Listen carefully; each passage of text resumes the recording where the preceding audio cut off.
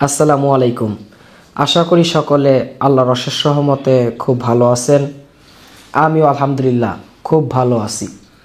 একজন কাপড় ব্যবসায়ী এই অনলাইন জুয়া খেলে কিভাবে নিঃস্ব হয়ে গেছেন, তার সেই পরিণতিটা কিভাবে হলো, আজকে আপনাদের সামনে তুলে ধরতে চাই। আজকের ভিডিওটি খুবই গুরুত্বপূর্ণ। আপনি কোনোভাবেই এই অনলাইন জুয়া ছাড়তে পারেন না। আপনি নিঃস্ব হওয়ার আগে, আপনি যদি নিঃস্ব হতে না চান, তাহলে এই ভিডিওটি দেখার পরে আপনি নিজেই বুঝতে পারবেন যে আপনার এখন কি করতে হবে বা কি করা দরকার। দেখেন, আমি সাইডে ভাইয়ের জীবনের ডিটেলসটা দিয়ে রাখছি। আমাদের প্রোগ্রাম দেখে অনেকেই তো আপনারা ডিটেলস বলেন। এই ভাই একজন কাপড়ের ব্যবসায়ী। তিনি তার ব্যবসার 55 লাখ টাকা এই অনলাইন জুয়ার মধ্যে, এই জুয়া খেলা শেষ কইরা তারপর নিজের এলাকা সাইরা ঢাকাতে আসছেন। এরপরে তিনি নিজের আত্মীয় স্বজনের কাছ থেকে হাওলাত বাওলাত কইরা, ধার দেনা কইরা আবার 10 লাখ টাকা দিয়া আবার ব্যবসা শুরু করছে। সেই 10 লাখ টাকাও এই জুয়া খেলা শেষ কইরা ফেলাইছে। এরপরে 15 লাখ টাকা এই ব্যাংক এনজিও ঋণ নিছে, সুদে মুদে মিলায় 15 লাখ টাকা। এই 15 লাখ টাকাও এখানে শেষ করে ফেলেছে। এরপরে তার 25% জমি ছিল, এই জমি বিক্রি কইরা এরপর আবার এই জুয়া খেলা সেটাও শেষ করছে। তিনি 1 কোটি টাকার উপরে এই অনলাইন জুয়া খেলা শেষ করছে।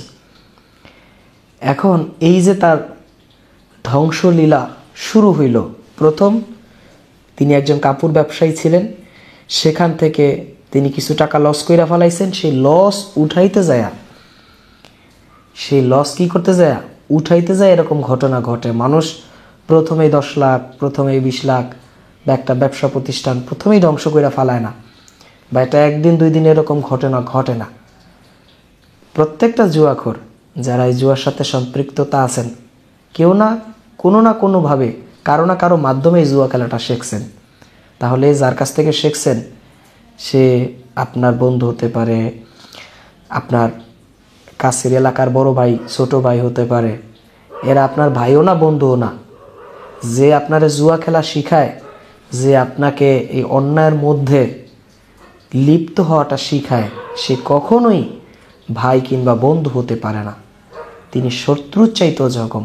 আর আমি একজন মানুষকে আর কি করতে পারে, কিন্তু এই অনলাইন জুয়াটা যে আপনাকে এই খেলাটা শিখাবে, এই খেলাটা দেখাবে, এর মধ্যে যদি একবার অন্তর্ভুক্ত হয়ে যান, তাহলে এখান থেকে আর বাইর হইতে পারবেন না যতক্ষণ না পর্যন্ত ধ্বংস হবেন।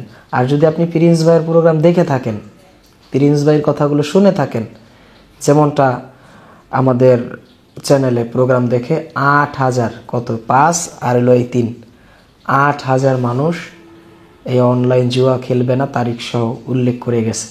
এর মধ্যে আবার কিছু মানুষ খেলতে যায় টাকা হইলে, সেটা আবার আলাদা, ওই গণনাটা আলাদা। ছাড়াই 8,000 মানুষ এই জুয়া ছেড়েছে। এখন এই যে একজন মানুষ, তিনি প্রথম কাপড়ের ব্যবসায়ী ছিলেন, জুয়া খেলতে খেলতে কিছু টাকা তার লস হয়ে গেছে। সেই লসটা রিকভারি করার জন্য তিনি একটা পর্যায়ে দেখা যায় দোকানের আস্তে আস্তে মাল বিক্রি করেন, সেই টাকা দিয়ে জুয়া খেলেন। এভাবে করতে করতে তার দোকানের যা মালামাল ছিল, সে সমস্ত মালামাল তিনি বিক্রি করে এরপরে এলাকা ছাড়ছেন। কোথায় গেছেন? ঢাকা গেছেন। ঢাকা যাওয়ার পরে তিনি আবার আত্মীয় স্বজনের কাছ থেকে টাকা হাওলাত বাওলাত কইরা আবার ব্যবসা শুরু করলেন। এখন ওই যে মাথায় একটাই নেশা, ওই জুয়ার নেশায় বাকি 10 লাখ শেষ করলেন। এরপর ঋণ।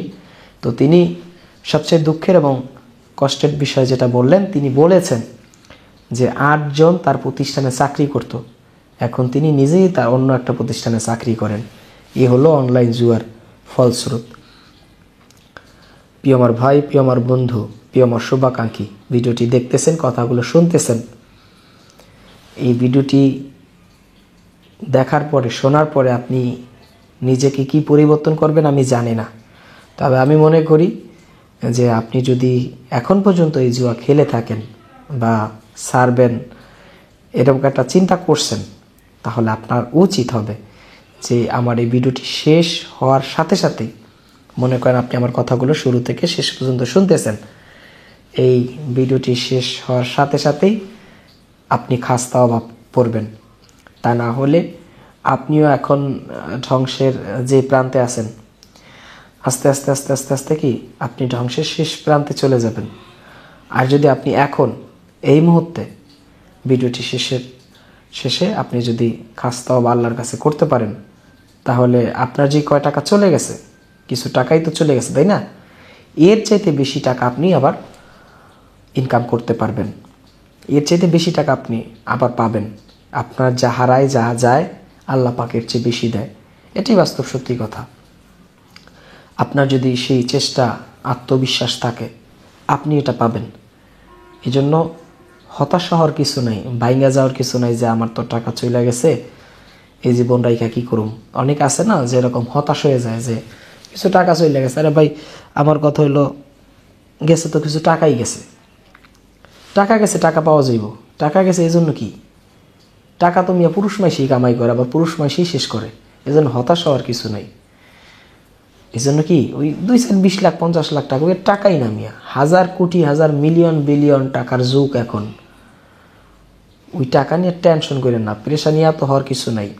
আপনি যেভাবে টাকা ইনকাম করছেন আবারও করতে পারবেন, কিন্তু এই ধ্বংসলীলা, এই লীলা থেকে আপনাকে আগে বের হতে হবে।